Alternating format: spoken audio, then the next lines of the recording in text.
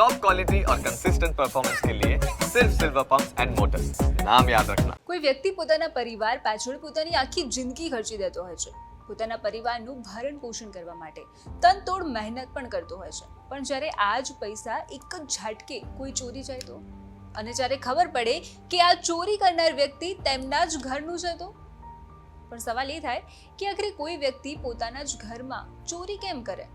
નમસ્કાર, આજની ક્રાઇમ કહાની સાથે હું છું ખુશ્બુ પંડ્યા।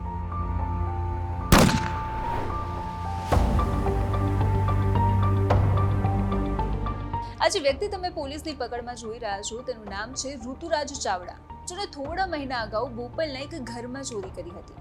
પણ અગાઉ જેમ મેં કહ્યું કે જો ચોરી કરનાર વ્યક્તિ ઘરનું જ હોય તો હવે સવાલ એ થાય કે તો શું ઋતુરાજ આ ઘરથી પરિચિત હતો?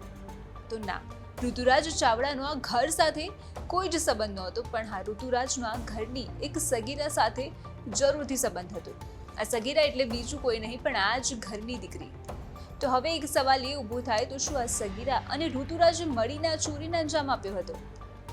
આ જાણવા તે દિવસ પર નજર કરીએ જે દિવસે આ ચોરી થઈ હતી। આ સગીરાના પિતા જે શેલામાં આવેલા ક્લબો 7 પાસે રહેતા હતા, તેઓ ડીજે ચલાવવાની ફર્મ ધરાવે છે અને ગત સપ્ટેમ્બરના રોજ તેમને એક્ટિવાના કાગળ લોકરમાં મૂકવાના હતા, તેથી કબાટ ખોલ્યું અને જ્યારે જોયું તો અંદરથી લોકર જ ગાયબ હતું।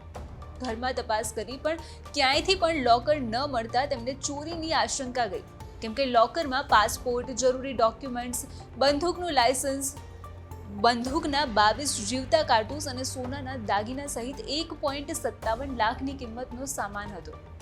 તેથી તેમને ચોરી થઈ હોવાનું માનીને સોસાયટીના સીસીટીવી ફૂટેજ તપાસ્યા અને તેમાં જે તેમને દેખાયું તે જોઈને બધા જ શોક થઈ ગયા હતા, કેમ કે સીસીટીવી ફૂટેજમાં તેમને તેમની દીકરી અને તેની સાથે એક યુવક દેખાયો હતો, જે લોકર લઈને ફરાર થઈ રહ્યા હતા।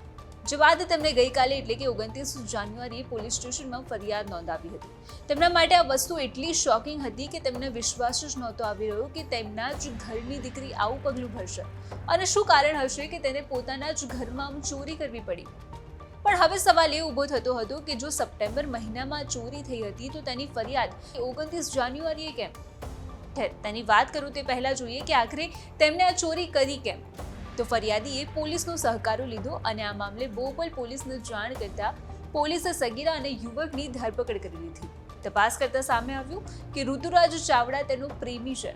જે બાદ પોલીસે આરોપી ઋતુરાજ ચાવડાની વધુ તપાસ હાથ ધરી, જેમાં પ્રાથમિક તપાસમાં સગીરાએ પ્રેમી સાથે મળીને તમામ રોકડ વાપરી નાખીને લોકર વાસણા બેરેજમાં ફેંકી દીધું હોવાનું પણ સામે આવ્યું હતું।